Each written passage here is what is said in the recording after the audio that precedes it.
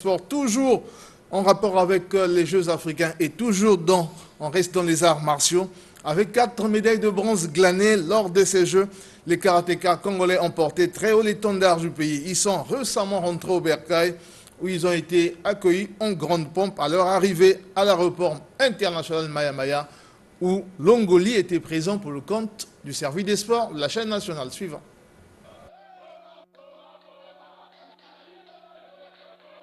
Le retour triomphal des Diables Rouges Karaté qui ont glané 4 médailles de bronze à la 13e édition des Jeux africains d'Accra a été célébré avec les Congolais en général et en particulier les amoureux du karaté.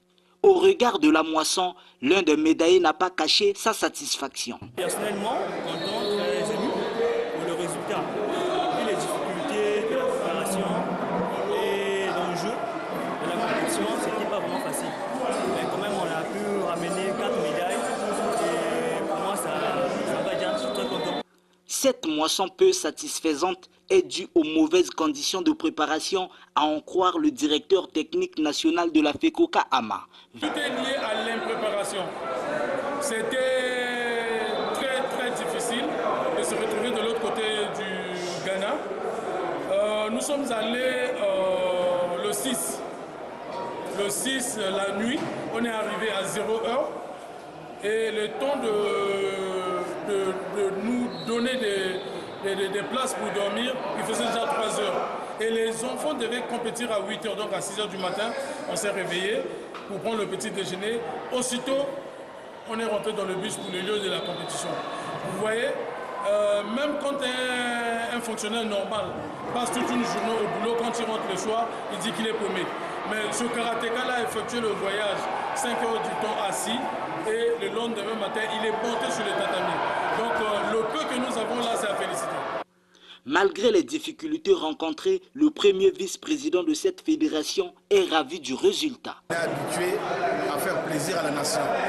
Et j'avais aussi dit que cette année qui a été décrétée année de la jeunesse devait faire que la jeunesse du karaté puisse faire quelque chose afin que le Congo soit honoré. Aujourd'hui, je puis vous rassurer que moi-même, tout le staff technique, y compris le président de la fédération, qui est en France en ce moment, est très satisfait des résultats des enfants. Signalons que ces Diables Rouges Karaté seront attendus à Yaoundé au Cameroun du 10 au 15 juillet pour les championnats de la région du centre et du 3 au 8 août 2024 en Tunisie pour les championnats d'Afrique de karaté en cadet, junior et senior dans les 2 versions. Alain Pasteur, nos commentaires, on n'a pas de mots à dire. Vous avez suivi la réjouissance des dirigeants du karaté et puis vous avez suivi le cri de cœur du DTN qui parle de l'impréparation, de l'improvisation. Sinon, on pourrait ramener autant de médailles au pays. Un commentaire sur ce reportage. La satisfaction, oui. La satisfaction pour le dirigeant, la satisfaction pour certains. Mais moi, je ne suis pas satisfait. Je ne suis pas satisfait simplement parce que lorsque j'écoute notre reporter Longoli dire retour triomphal, oui, c'est un reporter qui regarde. Hein. Nous sommes regardants, nous regardons comment les gens sont reçus, portés en triomphe. Mais dans le fond, je connais le karaté congolais, c'est un karaté d'élite. Hein. Nous sommes parmi les meilleurs en Afrique, mais on ne reste pas toujours meilleur parce que quand nous nous accrochons à notre passé, que nous sommes les meilleurs, nous sommes un grand pays de ceci, vous oubliez que nous ne nous préparons pas exactement, correctement pour continuer à conserver cette flamme. On a beaucoup régressé parce qu'on ne participe pas aux compétitions. Maintenant, je repars vers mon univers culturel pour vous dire qu'un grand chasseur habitué à vous apporter du buffle, à tuer l'éléphant, lorsqu'il ramène au pays 3 antilopes, 3 ou 4 antilopes. C'est un animal interdit, vous parlez de l'éléphant. Ah, mais oui, je parle de l'univers traditionnel, je ne dis pas, je ne fais pas l'éloge des braconniers, hein, je suis en train de dire. Oui, il faut changer de gibier parce que bon, l'éléphant c'est intégralement protégé. Ok, voilà. Intégralement protégé.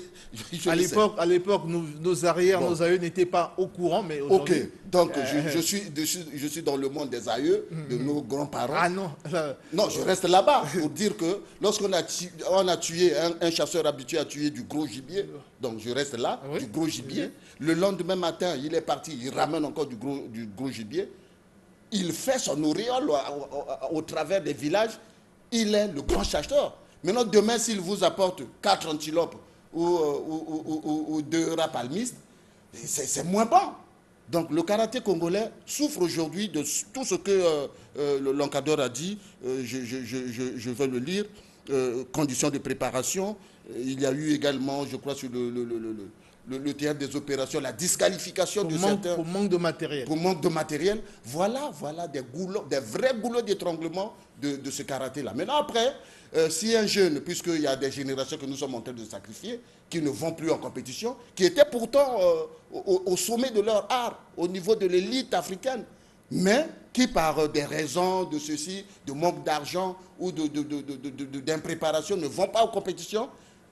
Et pire encore, certains combattent au profit d'autres pays. Se sont naturalisés. Voilà, se sont naturalisés parce qu'au pays, ils ne sont pas pris en compte. Il n'y a pas de compétition internationale. Maintenant, je dis pour un jeune qui est allé pour la première fois aux Jeux africains, il va de soi qu'il soit porté en triomphe, comme venait de dire mon jeune Longoli, qui sont arrivés en triomphe, oui, en triomphe parce qu'un jeune qui est parti de Brazzaville, qui n'a jamais connu la compétition, qui a pris sa médaille de bronze, il sera ovationné par ses amis. C'est une grosse performance. Oui, mais non, de façon générale, notre karaté n'a pas donné satisfaction à la dimension de ce qu'il a l'habitude de faire. C'est-à-dire nous ramener autant de médailles, mais la satisfaction, c'est ce qu'ils ont ramené avec le peu qu'ils ont eu, ils ont ramené ce qu'ils ont pu ramener. Bravo à eux, mais en termes de performance générale, je me dis, on a beaucoup régressé. Et ça rejoint tout ce que nous crions ici. On dit, si les jeunes ne participent pas aux compétitions africaines, quand ils vont repartir peut-être 2 ans, 3 ans, 4 ans après, ils vont recommencer à zéro. Donc ils ne seront plus cette élite-là, cette élite africaine, ils seront des débrouillards, des gars qui arrivent pour apprendre. Et nous restons sur ce lit-là pour dire, non, nous sommes un grand pays de ceci, nous sommes un grand... Mais vous avez 4 ans, 5 ans, vous ne participez pas à ces choses-là, vous êtes grand quoi. Merci Alain Passeur, le fidèle Angonga, ce retour triomphal des Diables Rouges en images, avec 4 médailles de bronze glanées. Qu'est-ce que ça vous fait? Bon, déjà, il faut reconnaître que jamais dans l'histoire de karaté aux Jeux africains, le Congo est rentré bredouille.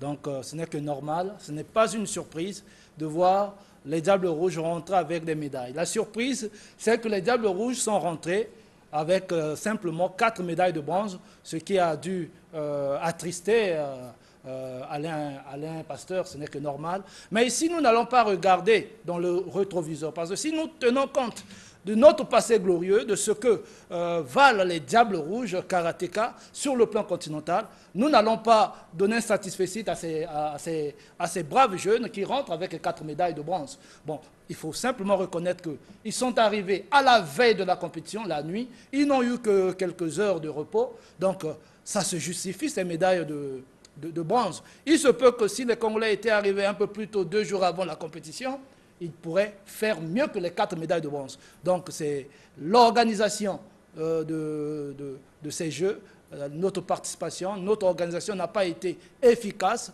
ce qui n'a pas permis d'ailleurs à ces Diables Rouges de pouvoir faire mieux que ces 4 médailles de bronze. Voilà pourquoi le satisfecit de Longoli. Voilà pourquoi ces jeunes Diables Rouges sont obligés de pouvoir se redresser, se féliciter, se congratuler pour cette maigre moisson. Mais nous n'avons qu'à les féliciter.